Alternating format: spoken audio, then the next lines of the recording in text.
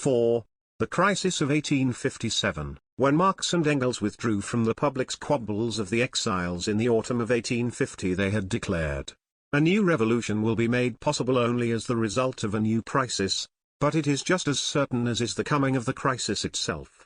Since then they had watched carefully for any sign of a new crisis, and as the years passed they became more and more impatient. In his reminiscences Liebknecht tells us that on one or two occasions Marx wrongly prophesied the coming of the crisis and was chaffed by his friends in consequence.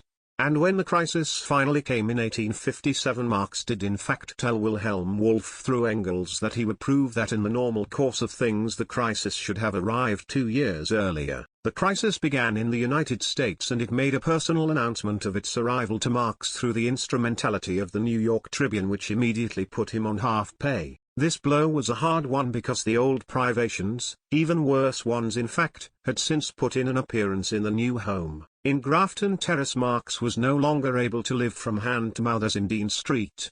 He had no prospects, and his family expenditure was steadily increasing. On the 20th of January, 1857, he wrote to Engels, "I really don't know what to do next. In fact, my situation is more desperate than it was 5 years ago."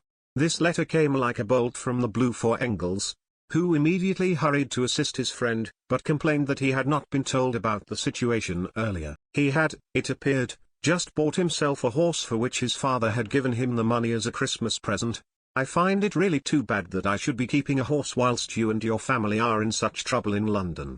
A few months later Engels was overjoyed when Dana approached Marx with a proposal that he should cooperate in the preparation of an encyclopedia. In particular, Dana wanted contributions on military subjects, and Engels was tremendously pleased because it was just the very thing to release Marx from his eternal money troubles. Marx should undertake as many articles as they were prepared to give him and then gradually organize an office. Nothing came of the suggestion that an office should be organized, chiefly because it proved impossible to obtain sufficient suitable cooperators, and apart from this, the prospects turned out to be far less brilliant than Engels had hoped.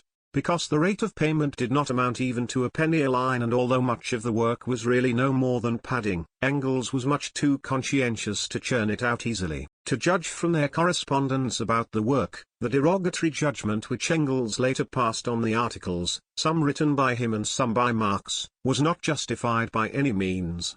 Mere pot-boiling and nothing more. It doesn't matter if they are never read again.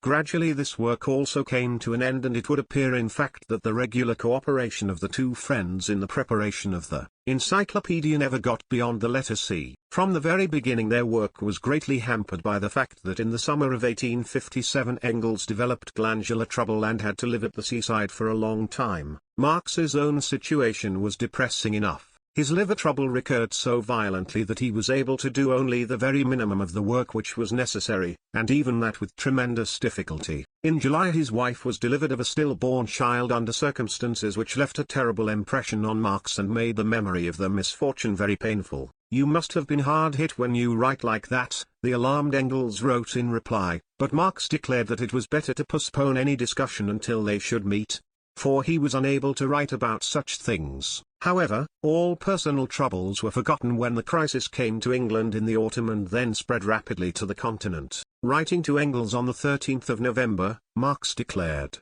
"Although I am in serious financial difficulties myself, I have not felt so happy since 1849 as I do today in face of this eruption."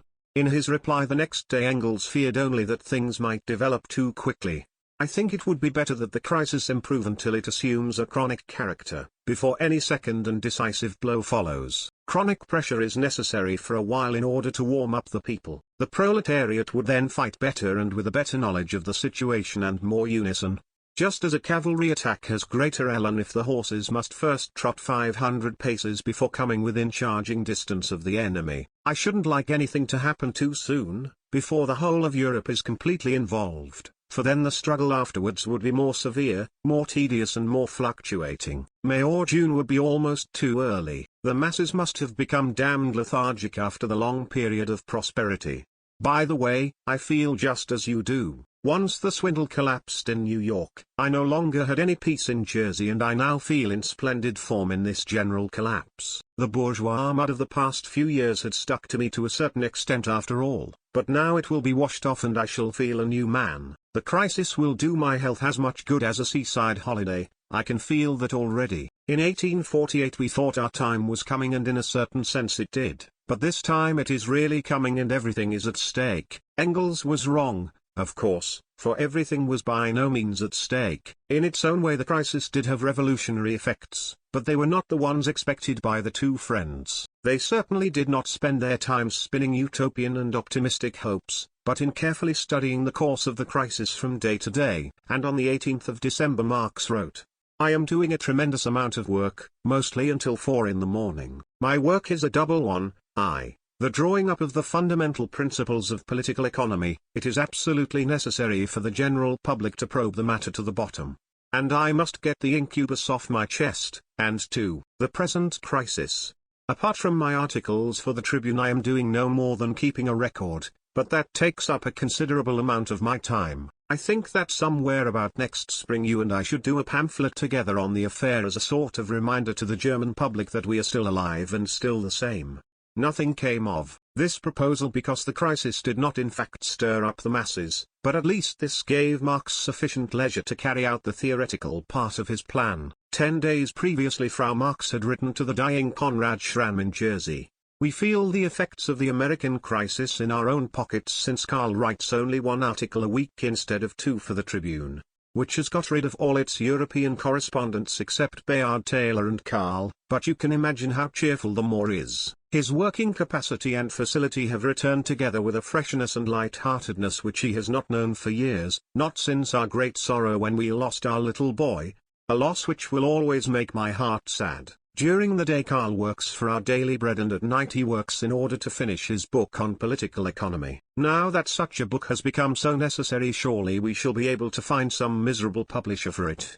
Thanks to the efforts of Lassalle, a publisher was indeed found. In April, 1857, he had again written in the old friendly fashion, but expressing surprise that he had not heard from Marx for such a long time, though naturally, he did not know the reason. Although Engels advised him to do so, Marx did not answer this letter. In December of the same year Lassalle wrote again, this time in connection with a definite matter. His cousin, Max Friedländer, had asked him to approach Marx to persuade the latter to contribute to Die Press in Vienna, of which Friedländer was an editor. This time Marx did answer, refusing Friedländer's offer and declaring that although he was anti-French he was no less anti-English and certainly unwilling to write for Palmerston. Lassalle complained that although sentimentality was not one of his vices, he had been hurt by Marx's failure to reply to his April letter. Marx then replied briefly and coldly that he had not done so for reasons it was difficult to set down on paper. Although the letter was a short one, he did inform Lassalle that he wanted to publish a work on political economy. In January, 1858, a copy of Lassalle's Heraclitus arrived in London together with a few comments on the enthusiastic reception the book had received in educated circles in Berlin. In his December letter Lassalle had announced his intention of sending the book. The postage alone, 2 shillings, assured the book a bad reception, but Marx's judgment on the contents was also unfavorable. The enormous display of scholarship did not impress him,